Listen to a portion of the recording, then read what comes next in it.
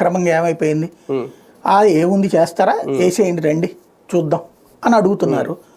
ఇప్పుడు నిన్న ఆ విద్యకి సంబంధించిన ఉద్యమం చేశారు కదా, వచ్చారు కదా రోడ్ల మీదకి, రావడం మానేయలేదు కదా.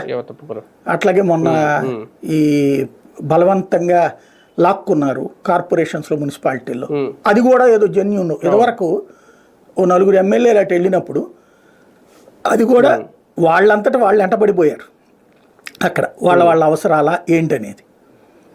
అలాంటి దాన్ని కూడా దాన్ని ఏమంటారు, బాధ్యత లేదు, లేకపోతే దుర్మార్గులు ఇట్లాంటివి రాసుకొచ్చారు. అదే అట్టించి నలుగురు వస్తే సన్మార్గులు కరెక్ట్గా వచ్చారు.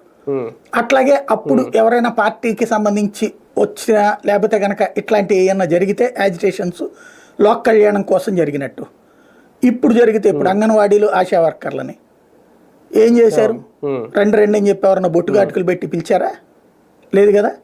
జరగాల్సినవి జరుగుతూనే ఉంటాయి కదా. ప్రతి క్షణంలో కూడా ఏదో ఒక ఇష్యూ నడుస్తూనే ఉంటుంది. ఆ నడిచేటటువంటి ఇష్యూని సాగతీస్తూనే ఉంటారు. ఇక్కడ ఒకటే నేరేటివ్ థింకింగ్, అంతే, వెరీ సింపుల్. భారతదేశంలో కూర్చున్నటువంటి వాడు పాకిస్తాన్ని గురించి ప్రేమిస్తానని చెప్తాడు, పాకిస్తాన్లో కూర్చున్నాడు భారత్ని ప్రేమిస్తానని చెప్తే కాళ్ళు ఎరగదంటారు, కాల్చేవతలు పడేస్తారు.